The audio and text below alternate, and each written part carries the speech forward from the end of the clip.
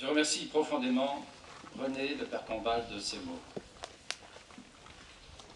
Il sera dans la nouvelle équipe un référent compétent du si profond et étendu témoignage de Benoît. Il y a des points qui vont se recouper entre ce que je vais vous dire et ce que le père Combal vient juste de dire, simplement parce que nous avons vécu depuis 1975 donc une partie de cette expérience, et notamment avec le père Justin Vernet, recteur. René m'a donc accueilli au Lot en 1976 parmi les nombreux jeunes qui venaient de toute la France et d'Europe au camp des jeunes du Lot. Dès 1976, la Vierge Marie et Benoît ont façonné ma vocation et m'ont permis de me mettre au service de ce diocèse. En 2004, j'ai donc accueilli la proposition de Monseigneur Di Falco-Liandri comme une suite de cette parole qui appelle à entrer au service de l'Église. Les 6 années comme recteur du sanctuaire Notre-Dame du Lot m'ont permis d'entrer dans la grâce et la joie de ce lieu choisi par Marie et offert par son Fils. Grâce, des guérisons et des parfums offerts par le Seigneur depuis plus de 300 ans et reçus par des milliers de pèlerins qui ont lu le livre de M. Humetz. Joie tout intérieure par l'intensité de la prière, par l'amitié partagée avec les pèlerins, par l'accompagnement discret de l'un ou de l'autre d'entre eux, par les préparations des différentes instructions et les homélies quasi quotidiennes, et surtout par la profondeur des entretiens lors de l'accueil du sacrement de réconciliation.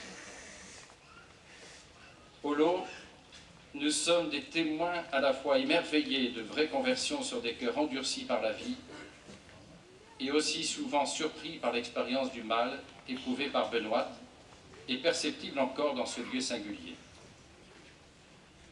Il semble bien qu'à la suite de Benoît, du curé d'Ars ou de Thérèse de Lisieux, celui qui désire approcher Dieu paye ce qu'on appelle le prix de la grâce.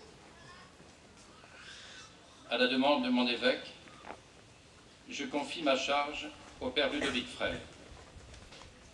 Il sera épaulé par des confrères qui l'aideront aussi à entrer dans l'histoire de ce lieu et son insertion indispensable dans la vie du diocèse de Gap et d'Embrun. Présent au Lot depuis plus d'1 mois, chacun a pu remarquer les qualités spirituelles du père Ludovic et son attachement à la Vierge Marie. Puis-je vous demander de lui apporter la même confiance et l'amitié chaleureuse que celle que vous m'avez manifestée toutes ces années lors de vos séjours. On ne peut pas quitter le Lot sans dire un mot sur le personnel exceptionnel qui travaille au service du sanctuaire et sur les bénévoles. Pour la plupart, bénévoles et salariés du Lot sont des habitants de cette vallée ou de Gap. Ces hommes et ces femmes, à la suite de leurs parents, sont profondément attachés au sanctuaire, tout comme les habitants même du village du Lot. Malgré les rythmes souvent intenses comme aujourd'hui, ils conservent, et vous avez dû l'apprécier, le sens de l'accueil et le respect de la foi de chacun, et je dois dire l'humour indispensable pour atténuer les effets de la fatigue. Je les remercie très profondément tous et chacun.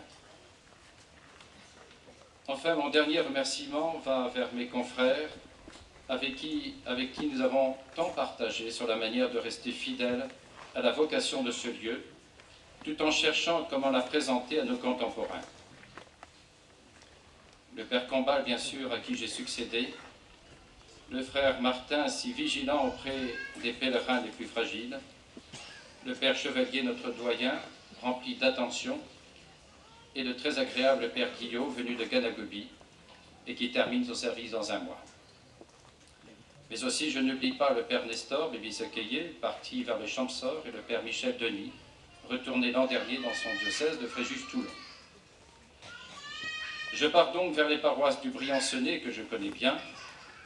Je compte, si vous voulez bien, sur votre prière, parce que quelque chose de nouveau est à installer au sein des paroisses, et les conversations que nous pouvions avoir avec l'un ou l'autre d'entre vous ont montré la difficulté aujourd'hui d'avoir une vie, de vivre une vie spirituelle à l'intérieur même des paroisses, et c'est pourquoi il y a cet aller-retour entre vos paroisses et ce lieu ici.